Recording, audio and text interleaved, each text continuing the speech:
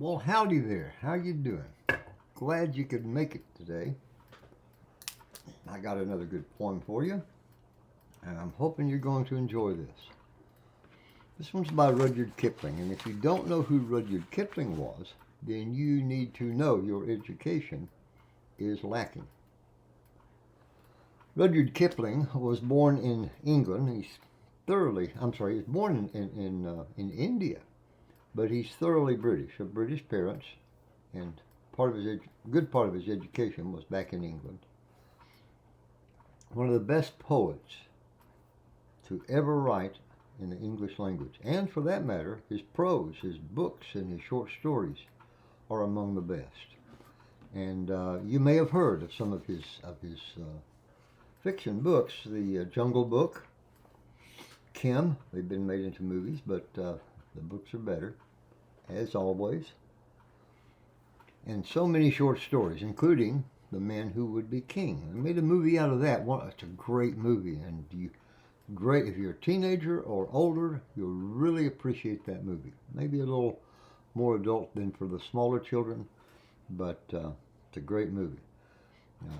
And among his most famous poems, I would say the two most famous poems would be If and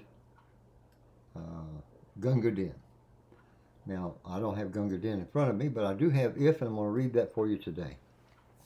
In the meantime, The White Man's Burden, If, this Norman and Saxon, I've already read. And here's the thing. Kipling was controversial in his day, to some extent, but nothing like as controversial as he would be today if you brought his name up. You won't even find him in the government schools. You won't find him very much in the colleges because he's not politically correct. Now, he is the product of his own age, and we have to give him that. You need to let people be who they were in that day and age. So he was born in 1865, and his writing was toward the end of the 1800s and the early 1900s.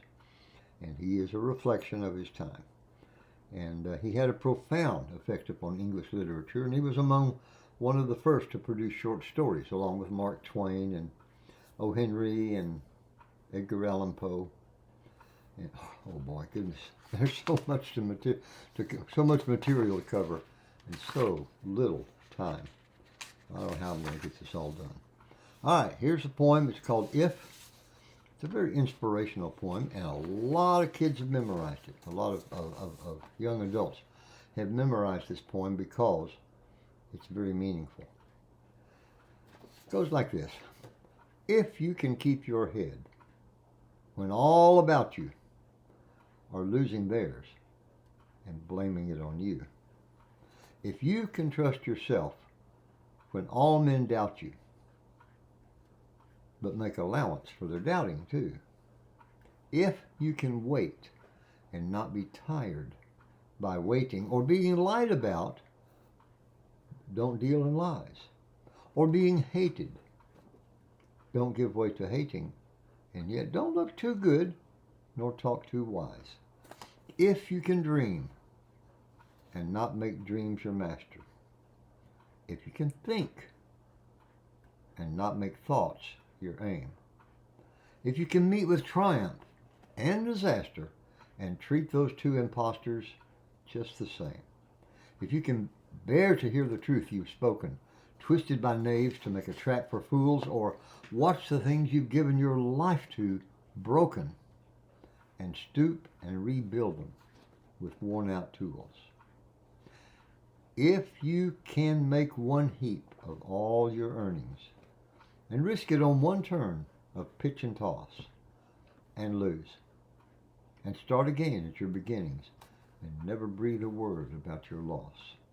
If you can force your heart and nerve and sinew to serve you your turn long after they are gone, and so hold on when there is nothing in you except the will which says to them, hold on.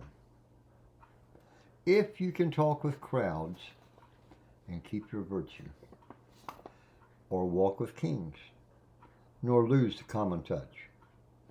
If neither foes nor loving friends can hurt you, if all men count with you, but none too much, if you can fill the unforgiving minute with 60 seconds worth of distance run, yours is the earth and everything that's in it, and which is more, you'll be a man, my son. It's a short poem. It's a great poem.